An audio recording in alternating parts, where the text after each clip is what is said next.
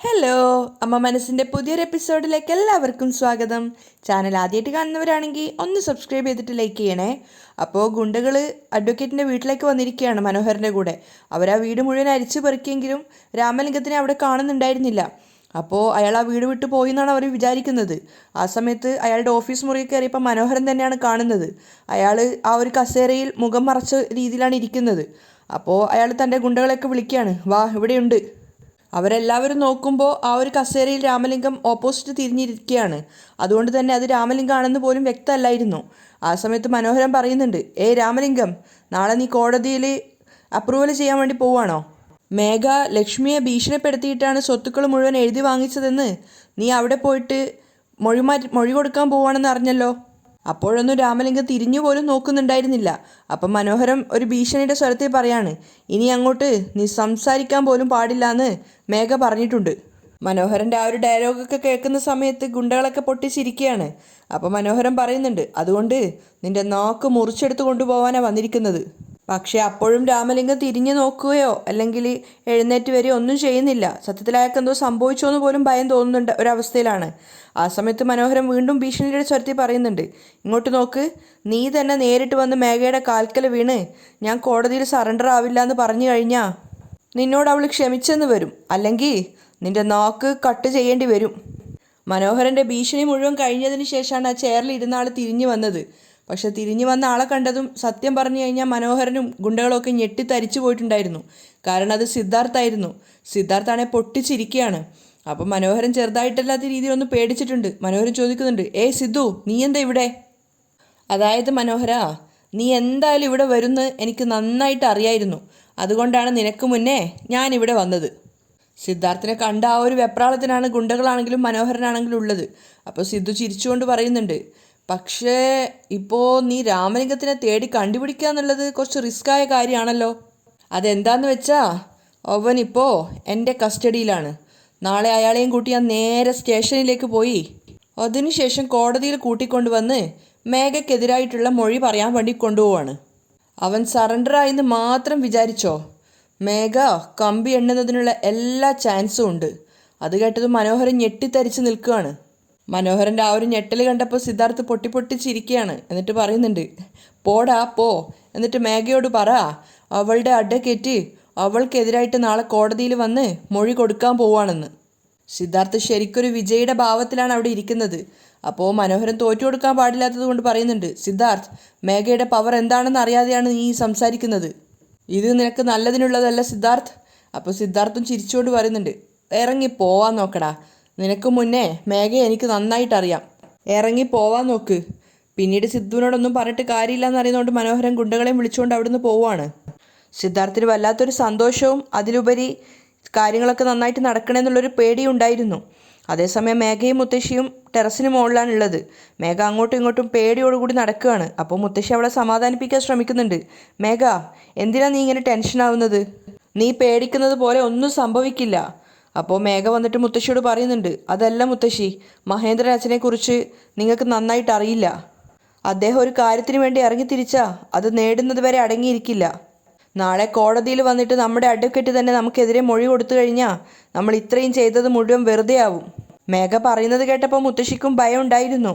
അപ്പോൾ മേഘ പറയുന്നുണ്ട്, സ്വത്ത് നമ്മുടെ കൈവിട്ട് പോകുന്നു മാത്രമല്ല, എന്നെയും പിടിച്ച് ജയിലിടും. മുത്തശ്ശി ഭയത്തോടെ മേഘയെ നോക്കുമ്പോൾ മേഘ പറയുന്നുണ്ട്, അത് ആലോചിക്കുമ്പോഴാണ് എനിക്ക് വല്ലാതെ പേടിയാവുന്നത്. അപ്പോഴും മുത്തശ്ശി വീണ്ടും സമാധാനിപ്പിക്കുകയാണ്, നീ ഒന്നുകൊണ്ടും ഭയപ്പെടേണ്ട. നീ പറഞ്ഞതുപോലെ മനോഹരൻ ആ വക്കീലിനെ ഇപ്പോൾ അടിച്ച് കൂട്ടി ഇങ്ങോട്ടേക്ക് കൊണ്ടുവരും. ആ വക്കീൽ കോടതിയിൽ വന്നാലല്ലേ ഇതൊക്കെ സംഭവിക്കുള്ളൂ. ശരിയാ മുത്തശ്ശി, മേഘ പറയുന്നുണ്ട്. അപ്പോഴേക്കും മനോഹരൻ അങ്ങോട്ടേക്ക് വരികയാണ്. മനോഹരനെ കണ്ടപ്പോൾ മുത്തശ്ശി ചോദിക്കുന്നുണ്ട്, എന്തായി മനോഹര? മേഘയും വേഗം വെപ്രാളത്തോട് ചോദിക്കുകയാണ്, അങ്കിൾ എന്തായി, വക്കീലിനെ കിട്ടിയോ? അപ്പോൾ അയാൾ നിരാശയോടെ പറയുന്നുണ്ട്, അത് ചോദിച്ചിട്ട് കാര്യമില്ല മോളെ, അയാളെ കണ്ടുപിടിക്കാൻ എനിക്ക് സാധിച്ചില്ല. അത് കേട്ടതും മേഘ വീണ്ടും ഞെട്ടുകയാണ്. അതുപോലെ തന്നെ മുത്തശ്ശിക്കും നിരാശയായിരുന്നു. എന്താ അങ്കിൾ ഈ പറയുന്നത്? മേഘ ചോദിച്ചപ്പോൾ അയാൾ പറയുന്നുണ്ട്, സിദ്ധാർത്ഥ് ഞാൻ അവിടെ ചെല്ലുമെന്ന് എനിക്ക് മുന്നേ ഗസ് ചെയ്തു. അതുകൊണ്ട് ഞാൻ അവിടെ എത്തുന്നതിന് മുന്നേ സിദ്ധാർത്ഥ് ആ വക്കീലിനെ എങ്ങോട്ടേക്കോ മാറ്റിയിട്ടുണ്ടായിരുന്നു. സിദ്ധുവാണ് അതിന് മുൻപന്തിയിൽ നിന്നെന്ന് മനസ്സിലായതും മേഘയും മുത്തശ്ശിയും വാ പൊത്തി നിൽക്കുകയാണ്. മുത്തശ്ശി ചോദിക്കുന്നുണ്ട്, എടാ ഇനി എന്താ ചെയ്യുക? നാളെ ആ വക്കീൽ കോടതിയിൽ വന്ന എല്ലാ സത്യങ്ങളും എല്ലാവരും അറിയില്ലേ? മനോഹരനും തലയാട്ടാണ്. അപ്പോൾ മേഘ പറയുന്നുണ്ട്, എനിക്കെന്തോ വല്ലാത്ത പേടി തോന്നുന്നു മുത്തശ്ശി.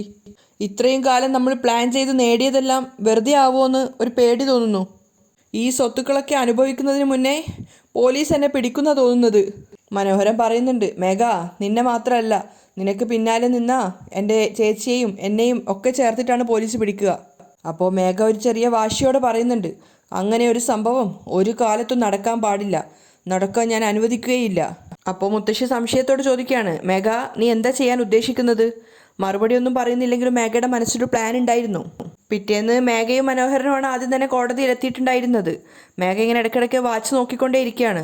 അപ്പോൾ മനോഹരൻ ചോദിക്കുന്നുണ്ട്, മേഘ ഒരുപക്ഷെ ലക്ഷ്മിയെ നീ ഭീഷണിപ്പെടുത്തിയിട്ടാണ് ഈ സ്വത്തുക്കൾ മുഴുവൻ നിന്റെ പേരിലേക്ക് എഴുതിയതെന്ന് നിന്റെ വക്കീൽ തന്നെ മൊഴി കൊടുത്താൽ നമ്മൾ എന്താ ചെയ്യുക? മേഘ അതിന് മറുപടി ഒന്നും പറയുന്നില്ല.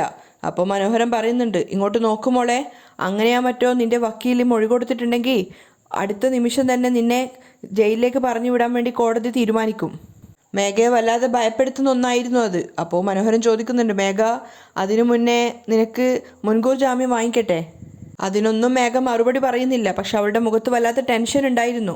ആ സമയത്താണ് മഹേന്ദ്രനും ലക്ഷ്മിയും അതുപോലെ ചന്ദ്രികയും അങ്ങോട്ടേക്ക് വന്നത്.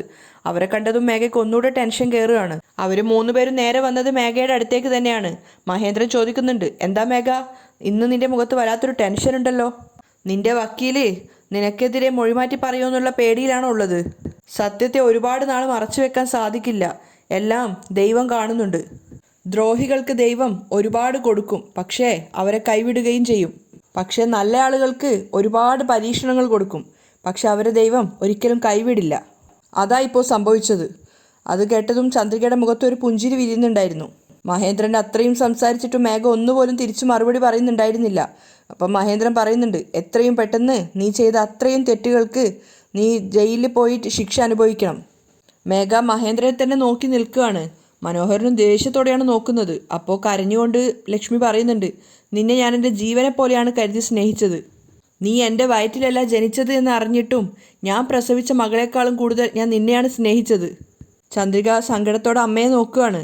അപ്പോൾ ലക്ഷ്മി പറയുന്നുണ്ട്, നീ മരിക്കാൻ പോകുവാണെന്ന് നാടകം അഭിനയിച്ച് അത് വിശ്വസിച്ച ഞാൻ അച്ഛൻ അറിയാതെ നിനക്കുള്ള അനുഭവിക്കാനുള്ള സ്വത്ത് നിന്റെ പേരിൽ എഴുതിത്തരാമെന്ന് വരെ സമ്മതിച്ചു. പക്ഷെ നീയാണെങ്കിലോ എന്നെ വിശ്വസിപ്പിച്ചിട്ട് എന്നെ കൊന്നുകളഞ്ഞു. മേഘ മറുപടിയൊന്നും പറയാതെ തലതാഴ്ത്തി നിൽക്കുകയാണ്. അപ്പോൾ ലക്ഷ്മി സങ്കടത്തോടെ പറയാണ്, എൻ്റെ വയറിൻ്റെ വേദന നിന്നെ ഒരു കാലത്തും വെറുതെ വിടില്ല. അത്രയും പറഞ്ഞതിൽ ആ ഒരു വാക്ക് മേഘയെ വല്ലാതെ പൊള്ളിച്ചിട്ടുണ്ടായിരുന്നു. അവൾ അമ്മയുടെ മുഖത്തേക്ക് സങ്കടത്തോടെ നോക്കിയിട്ടുണ്ട്. അതിനുശേഷം കരഞ്ഞുകൊണ്ടിരുന്ന ലക്ഷ്മിയെയും കൂട്ടിയിട്ട് ചന്ദ്രിക അവിടുന്ന് പോവുകയാണ്. പിന്നാലെ മഹേന്ദ്രനും. അവർ രണ്ടു കൂട്ടരും രണ്ട് സ്ഥലത്തായിട്ട് മാറി നിൽക്കുകയാണ്. അപ്പോൾ ലക്ഷ്മി മഹേന്ദ്രനോട് ചോദിക്കുന്നുണ്ട്, ഏട്ടാ മേഘയുടെ അഡ്വക്കേറ്റിനെ കൂട്ടിക്കൊണ്ടുവരാൻ പോയ സിദ്ധുവിനെ കാണുന്നില്ലല്ലോ?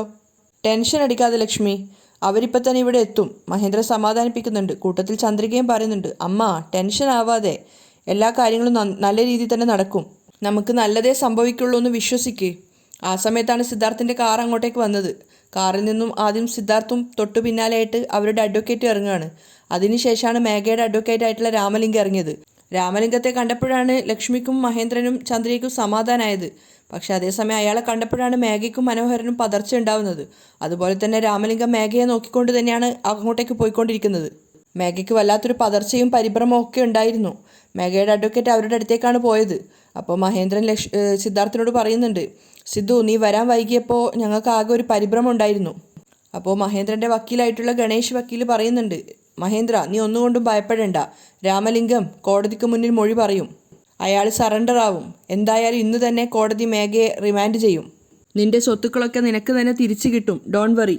അപ്പോൾ മഹേന്ദ്രന് ചെറിയൊരു സമാധാനം തോന്നുവാണ്. മേഘ വല്ലാത്ത പരിഭ്രമത്തോടെയാണ് അതൊക്കെ കേട്ടുകൊണ്ട് നിൽക്കുന്നത്. അപ്പോൾ മനോഹരൻ പറയുന്നുണ്ട്, കണ്ടില്ലേ മേഘ, രാമലിംഗത്തെ എവിടെയോ കൊണ്ടുപോയി ഒളിപ്പിച്ചു വെച്ചിട്ട് കറക്റ്റായിട്ട് കോടതിയിലേക്ക് തന്നെ കൊണ്ടുവന്നത് നോക്ക്. ഇന്നലെ തന്നെ രാമലിംഗത്തിന് എൻ്റെ കൈ കിട്ടിയിരുന്നെങ്കിൽ അയാളുടെ കഥ ഞാൻ ഇന്നലെ തന്നെ തീർത്തേനെ. ഒക്കത്തിനും കാരണം സിദ്ധാർത്ഥാണ്.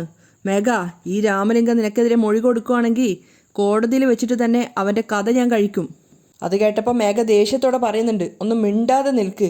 ഉള്ള പ്രശ്നങ്ങൾ തന്നെ എന്നെ എവിടെയാണ് കൊണ്ടുപോയി നിർത്തുക എന്നറിയില്ല. അതിനിടയിൽ ഇനി നിങ്ങളായിട്ട് പുതിയ പ്രശ്നങ്ങൾ ഉണ്ടാക്കി തരണ്ട. അപ്പം മനോഹരനൊന്നും പറയാതെ തലതാഴ്ത്തി നിൽക്കുകയാണ്.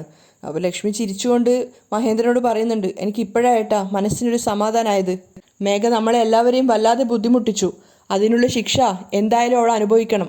മേഘയെ അത്രയേറെ സ്നേഹിച്ചിരുന്ന അവളുടെ അമ്മ തന്നെയാണ് അത് പറയുന്നത്. കാരണം അവരുടെ മനസ്സ് അത്രയേറെ നൊന്തിട്ടുണ്ടായിരുന്നു. അപ്പോൾ ഗണേഷ് വക്കീൽ പറയുന്നുണ്ട്, വാ ഇനി എല്ലാവർക്കും കോടതിക്കകത്തേക്ക് പോവാം.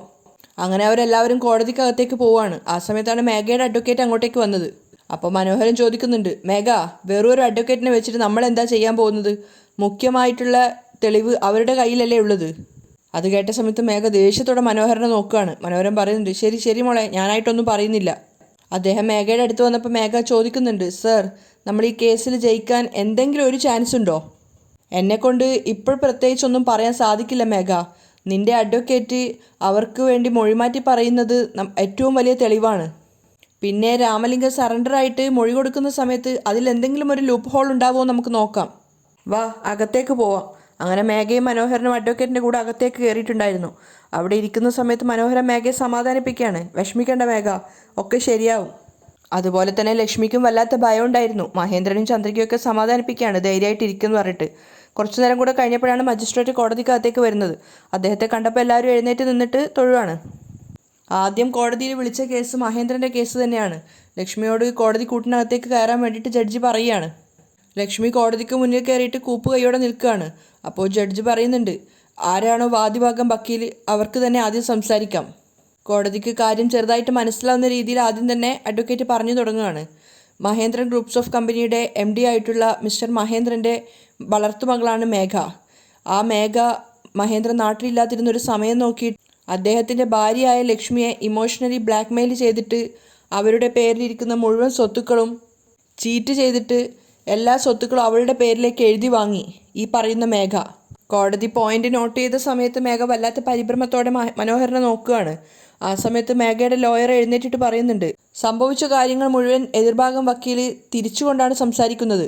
ഈ പറയുന്ന മഹേന്ദ്രൻ്റെ ഭാര്യയായിട്ടുള്ള ലക്ഷ്മി സ്വന്തം ഇഷ്ടപ്രകാരമാണ് അവരുടെ പേരിലിരിക്കുന്ന മുഴുവൻ സ്വത്തുക്കളും എൻ്റെ കക്ഷിയായ മേഘയുടെ പേരിലേക്ക് എഴുതി മാറ്റിയത്. അത് കേൾക്കുന്ന സമയത്ത് ലക്ഷ്മി തലയാട്ടിക്കൊണ്ട് ഇല്ല എന്നുള്ള അർത്ഥത്തിൽ പറയുന്നുണ്ട്. ലക്ഷ്മി സ്വന്തം ഇഷ്ടപ്രകാരമാണ് സബ് രജിസ്ട്രാർ ഓഫീസിൽ പോയതും അവിടെ വെച്ചിട്ട് തൻ്റെ പേരിലിരിക്കുന്ന മുഴുവൻ സ്വത്തുക്കളും മേഘയുടെ പേരിലേക്ക് എഴുതി കൊടുത്തത്. അതിനുള്ള എല്ലാ തെളിവുകളും ഞാൻ ഈ കോടതിക്ക് മുന്നാകെ ഹാജരാക്കാം എന്ന് പറഞ്ഞിട്ട് മേഘയുടെ വക്കീൽ മേഘ കൊടുത്തിട്ടുണ്ടായിരുന്ന ഡോക്യുമെൻറ്റ്സ് ഒക്കെ കോടതിയിൽ സമർപ്പിക്കുകയാണ്. കോടതി അതൊക്കെ വാങ്ങി പരിശോധിച്ചതിന് ശേഷം ലക്ഷ്മിയെയും മഹേന്ദ്രൻ്റെ അഡ്വക്കേറ്റിനെയും നോക്കുന്നുണ്ടായിരുന്നു. ജഡ്ജി അതിൽ നിന്നും വേണ്ടുന്ന പോയിന്റ്സ് ഒക്കെ എഴുതിയെടുക്കുകയാണ്. അപ്പോൾ ഗണേഷ് വക്കീൽ പറയുന്നുണ്ട്, മേഘയുടെ വക്കീൽ ഈ കോടതിക്ക് മുന്നേ സമർപ്പിച്ച ഡോക്യുമെൻറ്റ്സ് ഒക്കെ സത്യം തന്നെയാണ്. പക്ഷേ ഏതൊരു സാഹചര്യത്തിലാണ് എൻ്റെ കക്ഷിയായിട്ടുള്ള ലക്ഷ്മി മേഘയുടെ പേരിലേക്ക് സ്വത്തുക്കൾ എഴുതി വെച്ചതെന്നുള്ളത് ഈ കോടതി ഒന്ന് കേൾക്കണം. സംഭവം നടന്ന ദിവസം എന്താണ് യഥാർത്ഥത്തിൽ സംഭവിച്ചത് എന്നുള്ളത് ഈ കോടതിക്ക് മുന്നാകെ പറയാൻ എൻ്റെ കക്ഷിയായിട്ടുള്ള ലക്ഷ്മിയെ കോടതി അനുവദിക്കണം. കോടതിയുടെ സമ്മതം കിട്ടിയതിന് ശേഷം അഡ്വക്കേറ്റ് ലക്ഷ്മിയോട് പറയുകയാണ്, സത്യത്തിൽ അന്നത്തെ ദിവസം എന്താ സംഭവിച്ചതെന്ന് കോടതിക്ക് മുന്നേ പറയാൻ നിങ്ങൾക്ക് സാധിക്കുമോ? അപ്പോൾ സങ്കടത്തോടെ ലക്ഷ്മി പറയുന്നുണ്ട്, പറയാം സാർ, മേഘയാണ് ഞങ്ങളുടെ മകളെന്നാണ് ഞങ്ങൾ വിശ്വസിച്ചിരുന്നത്. അങ്ങനെ ഇരിക്കെയാണ് ഒരു ദിവസം അവൾ ഞങ്ങളുടെ വയറ്റിൽ ജനിച്ച മകളല്ലെന്നുള്ള സത്യം തെളിവോടുകൂടി ഞങ്ങൾക്ക് മുന്നിൽ മനസ്സിലായത്. പക്ഷേ അങ്ങനെയൊക്കെ ആണെങ്കിലും മേഘയെ ഞങ്ങളുടെ സ്വന്തം മകളായിട്ട് തന്നെയാണ് കണ്ടത്. അവളുടെ മനസ്സ് വേദനിക്കരുതെന്ന് കരുതി ഈ സത്യം ഞങ്ങൾ അവളോട് പറയാതെ ഒരുപാട് കാലം മറച്ചു പിടിച്ചു. പക്ഷേ ഒരു ഘട്ടത്തിൽ അവളോട് പറയേണ്ട ആവശ്യം വന്നു. അതുകൊണ്ട് ഞാനും എൻ്റെ ഭർത്താവും മേഘയുടെ അടുത്ത് വളരെ പക്വതയോടുകൂടി ഈ കാര്യം അവതരിപ്പിച്ചു. പക്ഷേ ഇത് കേട്ട മേഘ വല്ലാതെ ഇൻസെക്യൂറായിട്ട് ഫീൽ ചെയ്തു. എനിക്ക് വീട്ടിൽ എന്താ അവകാശമുള്ളത്, എൻ്റെ പേരിൽ എന്ത് സ്വത്താണ് ഉള്ളത് എന്നൊക്കെ ചോദിച്ചിട്ട് വല്ലാതെ അവൾ ഇമോഷണലായിട്ട് കരയാൻ തുടങ്ങി. എൻ്റെ ഭർത്താവ് നാട്ടിലില്ലാതിരുന്നൊരു സമയം സ്വത്തുക്കളൊക്കെ അവളുടെ പേരിലേക്ക് മാറ്റി എഴുതി കൊടുക്കണമെന്നും ഇല്ലെങ്കിൽ അവൾ സൂയിസൈഡ് ചെയ്യുമെന്നും പറഞ്ഞ് എന്നെ ഇമോഷണലായിട്ട് അവൾ ബ്ലാക്ക്മെയിൽ ചെയ്യാൻ തുടങ്ങി. ലക്ഷ്മി അന്നത്തെ ദിവസം സംഭവിച്ച കാര്യങ്ങൾ ഓർത്തെടുത്തുകൊണ്ട് സങ്കടത്തോടെയാണ് പറയുന്നത്. ഞാനും വേറെ വഴിയൊന്നും ഇല്ലാത്തത് കൊണ്ട് മേഘ പറഞ്ഞതുപോലെ സ്വത്തുക്കളൊക്കെ അവളുടെ പേരിൽ എഴുതി കൊടുക്കാമെന്ന് സമ്മതിച്ചു. പക്ഷേ മേഘയ്ക്ക് അവകാശപ്പെട്ട സ്വത്തുക്കൾ മാത്രമേ അവളുടെ പേരിൽ എഴുതി കൊടുക്കുള്ളൂ എന്ന് ഞാൻ വളരെ വ്യക്തമായിട്ട് അവളോട് പറഞ്ഞിട്ടുണ്ടായിരുന്നു. പക്ഷേ ഞാൻ അറിയാതെ എൻ്റെ പേരിലിരിക്കുന്ന മുഴുവൻ സ്വത്തുക്കളും അവളുടെ പേരിലേക്കാവുന്ന രീതിയിൽ അവളുടെ അഡ്വക്കേറ്റ് രാമലിംഗത്തിൻ്റെ സഹായത്തോടുകൂടി അവളൊരു ഡോക്യുമെൻ്റ് തയ്യാറാക്കിയിട്ടുണ്ടായിരുന്നു. സംഭവിച്ച കാര്യങ്ങൾ ഓർത്തെടുത്ത് ലക്ഷ്മി പറയുകയാണ്, ഞാൻ വല്ലാത്തൊരു മാനസികാവസ്ഥയിലായിരുന്നു ആ ഒരു ദിവസങ്ങളിൽ ഉണ്ടായിരുന്നത്. പക്ഷെ അപ്പോഴും മേഘയെ വിശ്വസിച്ചതുകൊണ്ട് ആ ഡോക്യുമെൻ്റ് ഒന്ന് വായിച്ചു പോലും നോക്കാതെയാണ് ഞാൻ അതിൽ ഒപ്പിട്ടിട്ടുണ്ടായിരുന്നത്. മേഘയെ നോക്കിക്കൊണ്ട് സങ്കടത്തോടെയാണ് അവർ സംസാരിക്കുന്നത്. അപ്പോൾ ലക്ഷ്മി പറയുന്നുണ്ട്, സ്വത്തുക്കൾ മുഴുവൻ മേഘയുടെ പേരിലായതിനു ശേഷമാണ് അവളുടെ യഥാർത്ഥ മുഖം ഞങ്ങൾക്ക് മനസ്സിലായത്.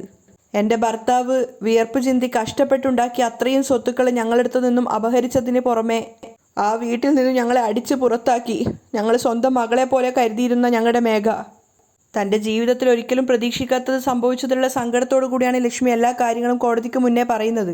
അതിനുശേഷം അവർ പൊട്ടി പൊട്ടി കരയുന്നുണ്ടായിരുന്നു. അവിടെയാണ് ഇന്നത്തെ എപ്പിസോഡ് വൈൻഡപ്പ് ചെയ്യുന്നത്.